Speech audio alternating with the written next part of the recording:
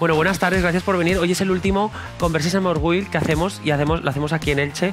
La verdad que ha sido bastante emocionante viajar por todos los pueblos de la Comunidad Valenciana. Lo que sí que hemos hecho es mostrar las diferentes realidades LGTBIQ+ que hay por toda la Comunidad Valenciana y nos hemos dado cuenta que esto está lleno está a rebosar de maricas, toda la comunidad. Es increíble. Cuando te sales de este ámbito de deporte recreativo, deporte escolar o incluso deporte comunitario, ¿no? Y entras en un ámbito competitivo de élite, donde ya no solamente están sobre la mesa tus compañeros o tus compañeras de equipo, tu club, sino que además hay empresas, hay sponsors publicitarios que quieren hacer las cosas de una determinada manera. Entonces, yo creo que la libertad que esas personas tienen para reconocer públicamente, ¿no?, nuestra orientación sexual, pues yo creo que se taja un poco, ¿no?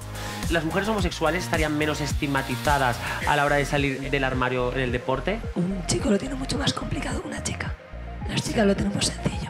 Yo creo que también el tema fútbol, la palabra fútbol, todo lo que mueve alrededor, como en el fútbol eso no existe, es como que los chicos en ese caso que no lo ven factible. Por un lado dices, bueno, aunque sea famoso y juegue, sea deportista de élite, pues no deja de ser una persona y si se quiere mantener en el armario, entiendo que son motivos personales, pero por otro lado, egoístamente, a lo mejor un poco de vena de profe, dices, pues si eres famoso tienes un poco de responsabilidad y decir, oye, pues es que eres ejemplo para un montón de niños, para un montón de personas, pues hombre, ayudaría.